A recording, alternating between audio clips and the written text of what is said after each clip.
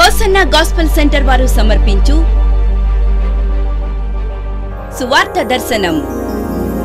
సువార్త దర్శనం. దేవుని ప్రత్యక్షతను చూచి పరిశుద్ధాత్మ అభిషేకం పొంది అన్య జనులలో నుండి ప్రత్యేకించబడి దేవుని చేతిలో బహుబలముగా వాడబడుతున్నారు హోసన్నా గాస్పెల్ సెంటర్ దైవజనులు శ్రీ కొడాలి మోజెస్ గారు. సృష్టికర్త, అద్భుతములు చేయవాడు, సజీవుడై నేడు మన మధ్యలో నిలిచి ఉన్నాడు. ఆయన పేరు యేసు. ఆయన పేరు యేసు.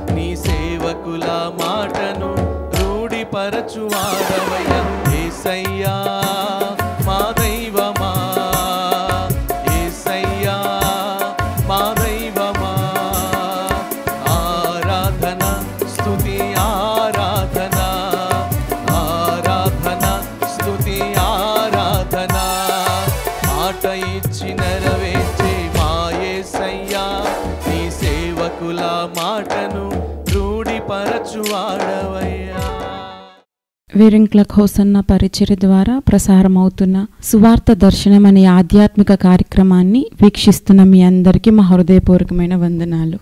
ఈ సమయంలో దైవజనులు మోజెస్ గారి వర్తమానాన్ని విని దేవుని యొక్క ఆశీర్వాదాలు మనం పొందుకుందాం. మీ అందరికీ ప్రభు పేరిట వందనాలు. లోకా సువార్త 19వ అధ్యాయం చూడండి. 41వ వచనం 42వ వచనం నేను చదువుతున్నాను, మీరు చూడండి. ఆయన ఆ పట్టణమునకు సమీపించినప్పుడు దానిని చూచి దాని విషయమై ఏడ్చి, నీవును ఈ దినమందైనను సమాధాన సంబంధమైన సంగతులు తెలుసుకునే యెడల నీకెంతో మేలు. యేసు ప్రభు ఒక పట్టణాన్ని సమీపించుకుంటూ వచ్చాడంట నడిచి. ఆ పట్టణం యెరూషలేమే. యెరూషలేము పట్టణాన్ని దగ్గరకు వచ్చినప్పుడు, దాన్ని చూచినప్పుడు బోరుమని కన్నీళ్ళు పెట్టేశారంట ప్రభు. ఆ పట్టణ ప్రజల యొక్క కీడు, ఆ పట్టణంలో జరుగుతున్న పరిస్థితులు ప్రభువుకి దుఃఖాన్ని తీసుకొచ్చాయంట. ప్రభువుకే దుఃఖం వచ్చిందంటే ఆ పట్టణస్థులు ఎంత కీడు అనుభవిస్తున్నారో మీరు ఆలోచించండి. ఆ పట్టణాన్ని చూసి ఏడ్చి అప్పుడు చెప్పాడంట ఆయన, ఈ రోజైనా కనీసం ఎన్నాళ్ళు నిర్లక్ష్యం చేశారు, ఎన్నాళ్ళు పట్టించుకోవాలా, ఎంత చెప్పినా కనీసం ఇప్పుడైనా సరే సమాధానాన్ని గురించిన సంగతులు నువ్వు తెలుసుకుంటే మేలు. ఈ కీడంతా పోయి మీకు మేలు జరుగుతుంది. మేలు మన కుటుంబాలకి ఏది మేలు, మన సంఘాలకి ఏది మేలు, మన గ్రామాలకి ఏది మేలు ఆయన ఆలోచించి వాటిని మనకు అందిస్తున్నాడు. మనకి ఏది మేలైందో ఆయన అందిస్తమే కాకుండా మేలు కలుగు మార్గం ఏది అని అడిగి అందులో నడుచుకోండి అని చెప్పాడు ప్రభు. కానీ నడవల ఇజ్రాయేలు ప్రజలు.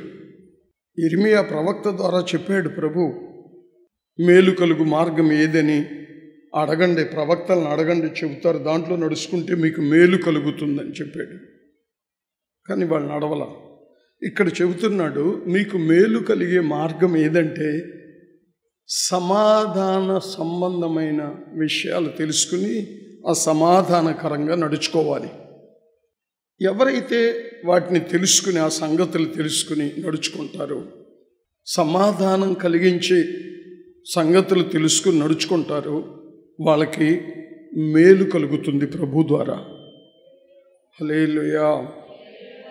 అంటే వాళ్ళకి జరగబోయే కీడు చూసి ఏడుస్తున్నాడు, వాళ్ళకి జరుగుతున్న సమస్యలు చూసి, ఫిలిష్తీయుల వలన పోరాటాలు, శత్రువులు చుట్టుముట్టిన పరిస్థితి, అది చూసి దుఃఖపడి ఈ కీడంతా తొలగిపోవాలంటే, మీ పట్టణం అంతటికి మేలు జరగాలంటే మీరు సమాధానకరమైన సంగతులు తెలుసుకుని వాటిల్లో నడుచుకోండి అని చెప్పాడు.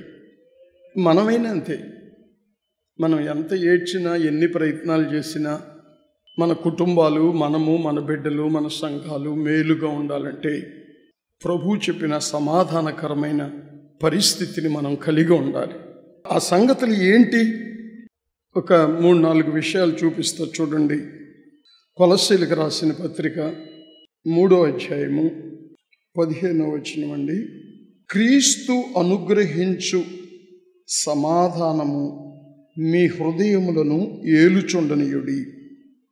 ఇందుకొరకే మీరొక్క శరీరముగా పిలువబడితిరి. సంఘం అనేది ఒక శరీరం, క్రీస్తు శరీరం. ఒక్క శరీరముగా మీరు పిలువబడ్డారు కనుక క్రీస్తు అనుగ్రహించే సమాధానం ఉందే, అది మీ హృదయాల్లో ఏలాలి. సమాధానం అనేది హృదయంలో ఉండే స్థితి. ఆందోళన, కంగారు, భయము, పిరికితనము, కలవరాలు ఇవన్నీ తొలగిపోయి ఒక సమాధానకరమైన స్థితి హృదయంలో కలగాలి. మానవ హృదయంలో చెడుతనము ఏలినప్పుడు అతనికి సమాధానం ఉండదు, సంతోషం ఉండదు, ఒక భయం, కలవరం ఉంటుంది. అందుకని మీ హృదయంలో సమాధానం ఏలాలంటే ఏం చేయాలంటే 13వ వచనంలో చెప్పాడు, ఎవడైనా సరే హాని చేస్తున్నాడని మీకు తెలిస్తే ఒకరిని ఒకడు క్షమించుడి. ఎలా? ప్రభువు మిమ్ముని క్షమించిన ప్రకారం మీరు ఒకరినొకరు క్షమించుకోవాలి. క్షమాపణ హృదయము ఎవరికొందో వాళ్ళలో సమాధానం పరిపాలిస్తుంది. క్షమించే హృదయం, పగ పెట్టుకునే హృదయం ఉంటే సమాధానం ఉండదు. అక్కడ ద్వేషం, పగ, కోపం ఇవి పెట్టుకునే హృదయం ఎవరికైనా ఉందనుకో, లోకానికి అదే ఉంటుంది లోకంలో. కానీ మనకే ఉండాల్సింది అది కాదు. యేసు క్రీస్తుని ఆరాధిస్తున్నాం గనక, ఆయన ఇచ్చే సమాధానం కోరుకుంటున్నాం గనక, ఆయన ఎలా అయితే మిమ్మల్ని క్షమించాడో మీరు కూడా ఒకరినొకరు క్షమించుకోండి అని 13వ వచనంలో చెప్పాడు. తనకు హాని చేసినని ఒకడు అనుకుని ఎడల, ఎవరన్నా హాని చేస్తున్నారు అనుకున్నారనుకో, వాళ్ళని క్షమించండి. ఇప్పుడు రాళ్ళు పెట్టి కొడుతున్నారు స్టెఫెన్ని, తండ్రి వీరేం చేస్తున్నారు, వీరిని ఎరగర గనక క్షమించు అన్నాడు. అంతేగాని మళ్ళీ రాయి తీసి కొట్టలేదు కదా.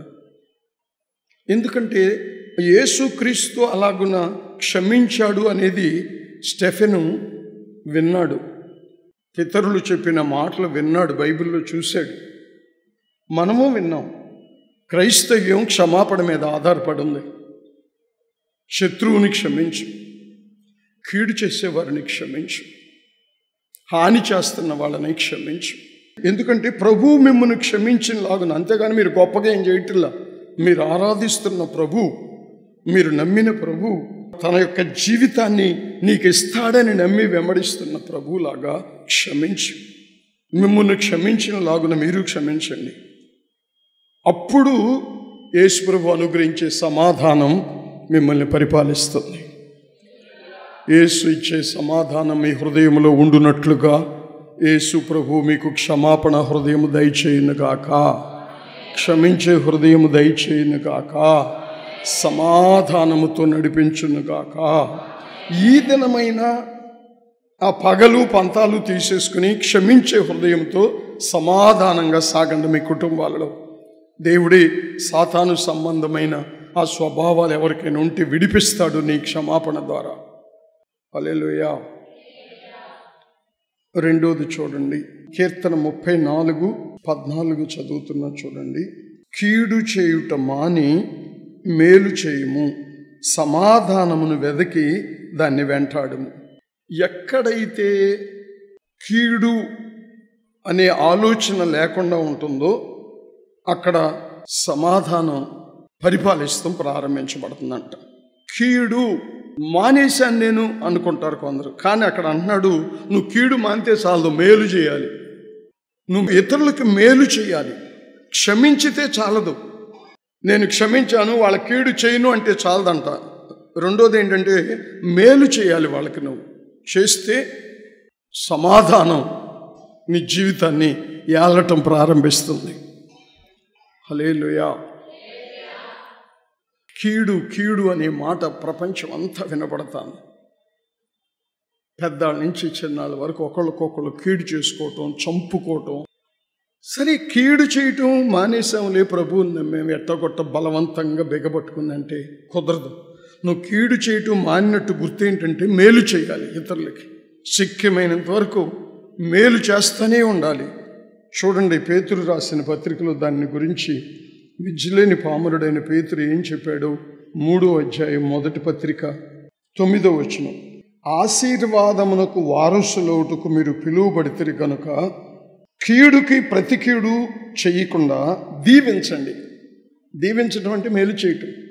కీడు వచ్చిన వారికి మళ్ళీ కీడు చేయక, దూషించక, హాని చేయక దీవించండి. ఎందుకని అంటే 11వ వచనంలో చెప్పాడు చూడండి, అతడు కీడు నుండి తొలగి మేలు చేయవలెను, సమాధానమును వెతికి దాన్ని వెంటాడాలి. ఎందుకనంటే 10వ వచనంలో జీవమును ప్రేమించి, జీవమై ఉన్న క్రీస్తుని ప్రేమించి మంచి దినాలు చూడాలి. నా ఇంట్లో చెడు దినాలు, కీడు దినాలు, శాపం దినాలు కాదు, ఒక ఆశీర్వాదకరమైన దినాలు, క్షేమకరమైన దినాలు, మంచి దినాలు నేను చూడగోరుతున్నాను అనేవాడంట. కీడు నుండి తొలగిపోయి మేలు చేయాలంట, సమాధానాన్ని అనుభవించాలంట. కాబట్టి నువ్వు నీ చేతిలోనే ఉంది. నువ్వు మేల, దీవెన, ఆశీర్వాదమా నీ జీవితంలో అనుభవించడానికి అది నీ చేతిలోనే ఉంది. నిన్ను ఆశీర్వదించడానికే పిలిచాడు దేవుడు. సమాధానకరమైన స్థితిలో నడిపించడానికే పిలిచాడు దేవుడు. హల్లెలూయా. కానీ నువ్వే మేలు చేయవలసిన వారి కీడు చేసి సమాధానాన్ని పోగొట్టుకుంటున్నావు. రెండేళ్ళు పక్కపక్కనే ఉంటాయి. ఒకళ్ళు ఆశీర్వదించబడుతున్నారు అబ్రహాము, ఒకళ్ళు చెప్పించబడుతున్నారు లోతు. రెండేళ్ళు పక్కపక్కనే ఉన్నాయి. నరహంతకుడయ్యాడు కయ్యను, విశ్వాస వీరుడయ్యాడు హేబేలు. వాళ్ళు సహోదరులే, వీళ్ళు సహోదరులే, పక్కపక్కనే. మీరు పక్కపక్కనే ఉంటున్నారు, ప్రభువుని ఆరాధిస్తున్నారు. ఒకళ్ళేమో ఆశీర్వాదంగా, సమాధానంగా, మేలుకరంగా ఉంటున్నారు. ఒకళ్ళేమో అంతకంతకు ఉన్న ఆశీర్వాదం కూడా పోగొట్టుకుంటున్నారు. కారణం ఏంటో లేఖనాన్ని బట్టి గ్రహించుకో. సమాధానం ఉందా? భార్యాభర్తల మధ్య సమాధానం ఉందా? మాటకి మాట, ఒక మాట అంటే దాన్ని వదిలేసుకుని, క్షమించేసుకుని, నా భర్తేగా, నా భార్యగా, నా బిడ్డలేగా, నా తల్లిదండ్రులేగానే అనుభవము కలగకుండా మాటకి మాట, దూషణకి దూషణ, హానికి హాని చేసుకుంటా ఉంటే ఇంకా నువ్వు ఎలా ఆశీర్వదించబడతావు? సమాధాన పాత్రుడు నీ ఇంట్లో ఉండి నేను ఎలా ఆశీర్వదిస్తాడు? నీకు మేలు ఎలా చేస్తాడు? నీ ఇల్లు ఆశీర్వదించబడాలి, మేలుగా ఉండాలి అని నువ్వు కోరుకుంటే నీకు తెలిసిపోతుంది. ఏంటంటే అల్లరి ఆత్మ ఉండదు అక్కడ, సమాధానపు ఆత్మే ఉంటుంది. అదే గుర్తు నీకు. అల్లరి ఆత్మ, గజిబిజి ఆత్మ, కంగారు పడే పరిచే ఆత్మ ఎక్కడ ఉందో అక్కడ ఆశీర్వాదం ఉండదు. సమాధానపరిచే ఆత్మ సున్నితమైనది. సున్నిత స్థలాలలో గాయమైతే ఎంత బాధేస్తుంది? స్మూత్ ప్లేసులు. అలాగే పరిశుద్ధాత్ముడు గాయపరచబడితే నీ ఇంటిలో సమాధాన ఆశీర్వాదాలు ఉండవు. అందరికంటే సున్నితమైన వ్యక్తి పరిశుద్ధాత్మ దేవుడే. యేసు కంటే, తండ్రి అయిన యెహోవా కంటే, సర్వ మానవాళి కంటే చాలా సున్నితమైన వాడు. అల్లరి సహించేవాడు కాదు.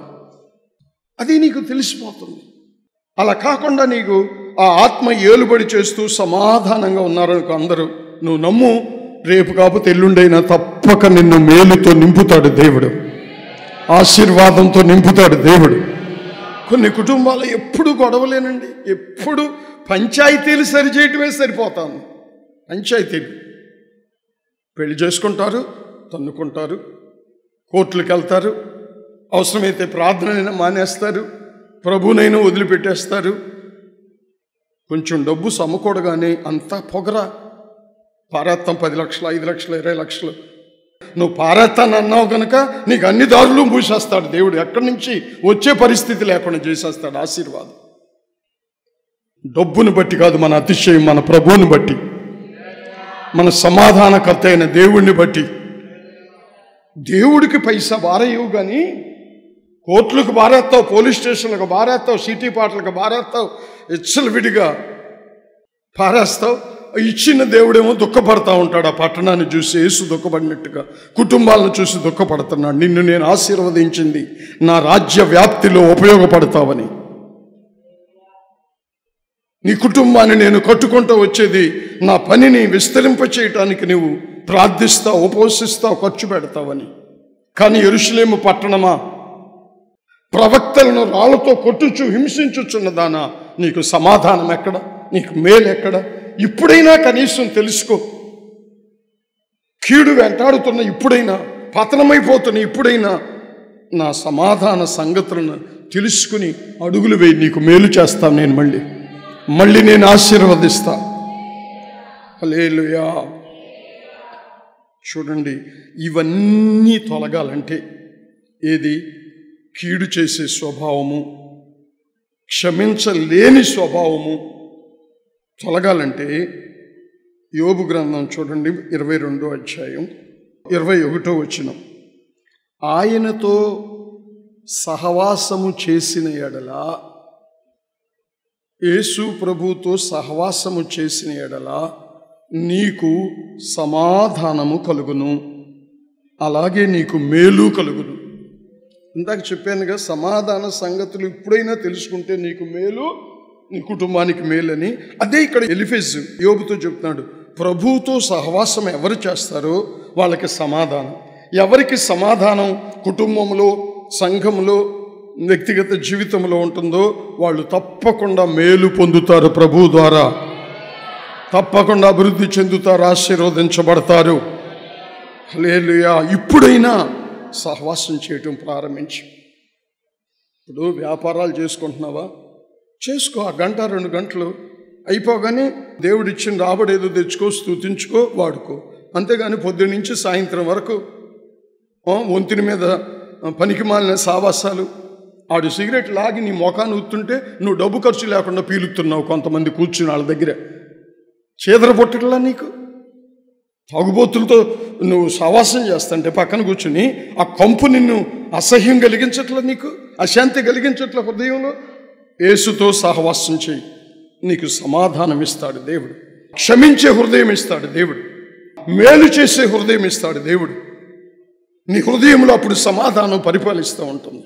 ప్రభువుతో సహవాసం అంటే చాలామందికి అది ఒక రకమైన అల్ప స్వభావం కలుగుతాను. అనుభవపూర్వకంగా చెబుతున్నానండి. వ్యాపారాలు చేసుకునే వాళ్ళు చేసుకోవాలి, వ్యవసాయాలు చేసుకునే వాళ్ళు చేసుకోవాలి, ఉద్యోగాలు చేసుకునే వాళ్ళు చేసుకోవాలి, రోజువారీ వృత్తులు చేసుకునే వాళ్ళు, కూలి చేసుకునే వాళ్ళు చేసుకోవాలి, సేవ చేసి మేము చేసుకోవాలి.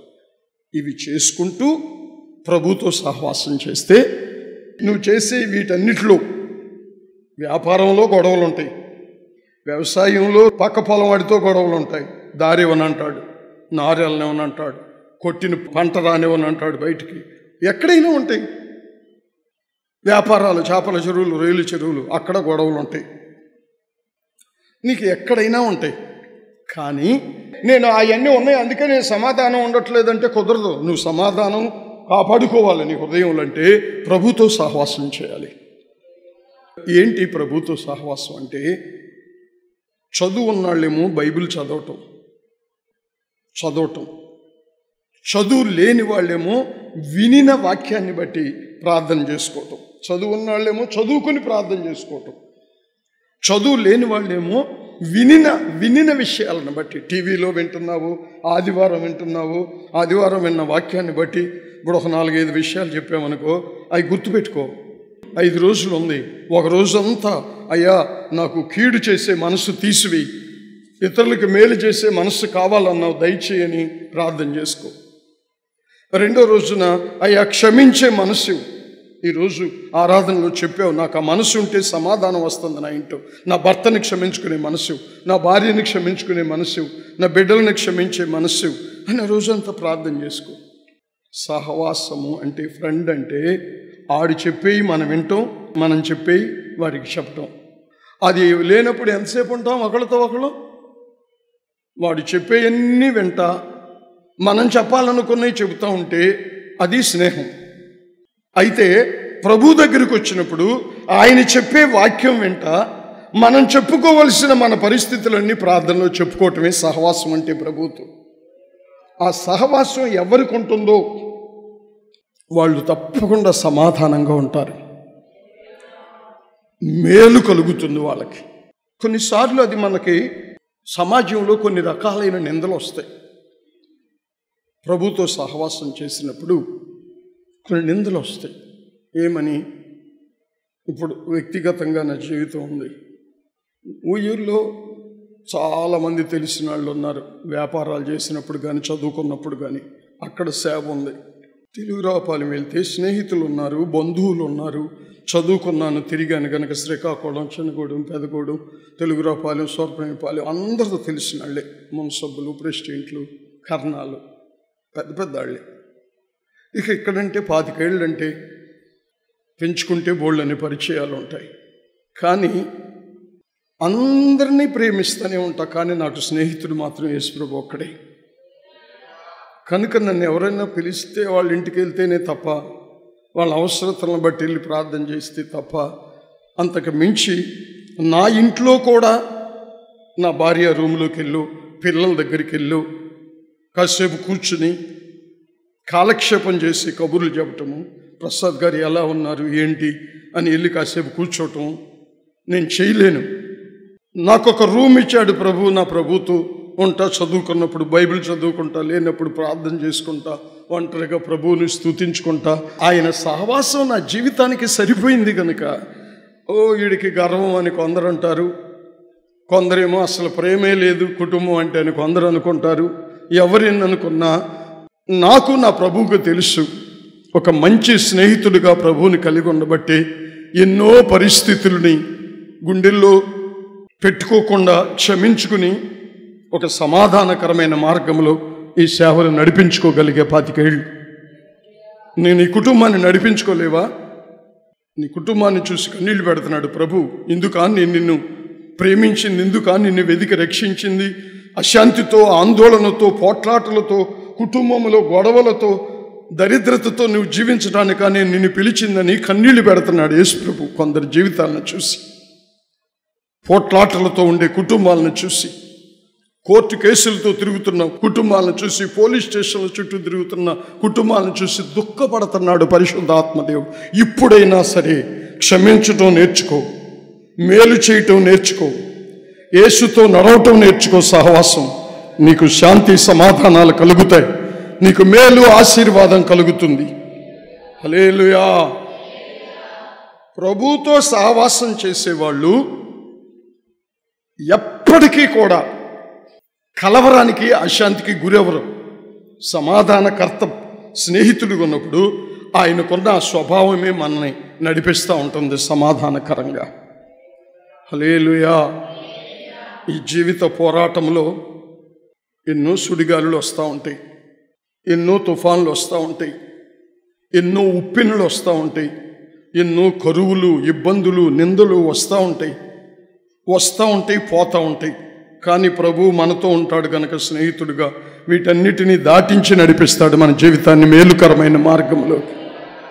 హల్లెలూయా, హల్లెలూయా. ఎఫెసీ పత్రిక 4వ అధ్యాయం 1వ మాట చదువుతున్నాం. మీరు సమాధానము అనే బంధము చేత ఆత్మ కలిగించు ఐక్యతను కాపాడుకొనుటయందు శ్రద్ధ కలిగిన వారై. సమాధానము అనేది ఒక బంధంలాగా ఉండాలంట మన జీవితంలో, విడదీయలేని బంధం. మనతోనూ మన కుటుంబాలతోనూ విడదీయలేని ఒక బంధం, సమాధానం అనేది ఉండాలి.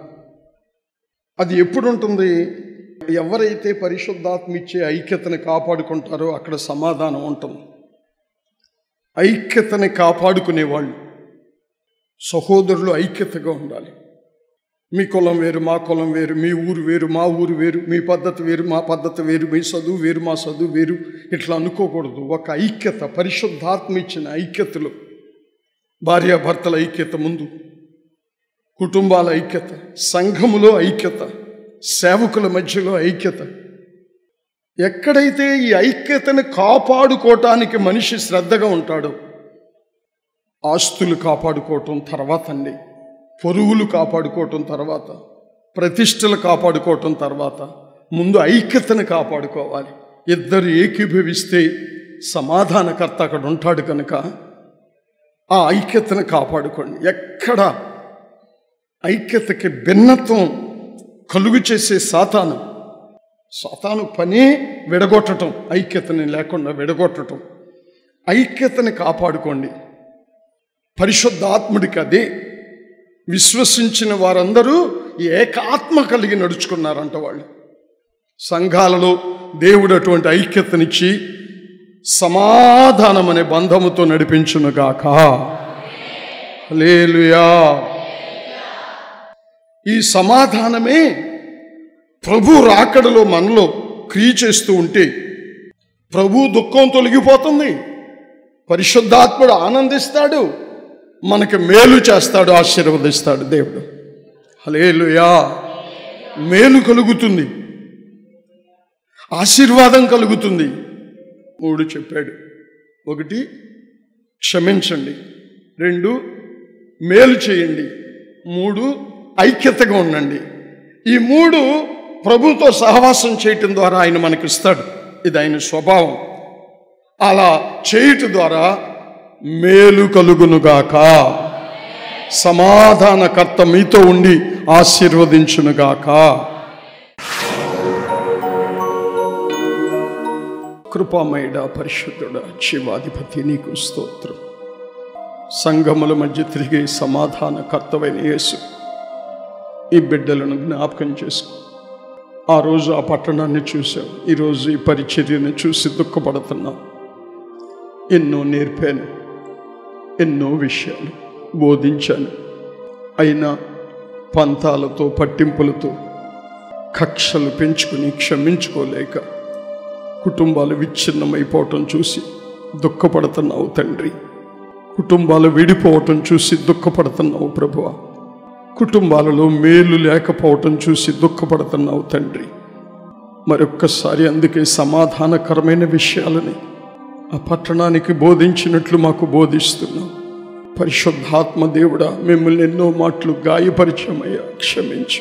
ప్రేమించలేక గాయపరిచాం, ఇతరులని క్షమించలేక మిమ్మల్ని గాయపరిచాం, ఇతరులకి కీడు చేసి మిమ్మల్ని గాయపరిచాం, ఐక్యతను పోగొట్టుకుని మిమ్మల్ని గాయపరిచాం. క్షమించు తండ్రి. మా స్నేహితుడు నీవే. ఈ పరిచయంలోని ప్రతి బిడ్డను జ్ఞాపకం చేసుకో. ఈ మాటలు విన్న ప్రతి వారి జీవితంలో ఆ స్థితిని కొట్టివేసి సమాధానకరమైన స్థితిని అనుగ్రహించండి. మేలులతో, దీవెనలతో, క్షేమముతో, ఆశీర్వాదంగా అభివృద్ధి పరుస్తూ ఈ నెలంతా మీరు నడిపించి దీవించమని యేసు పేరిట అడుగుచున్నాము తండ్రి.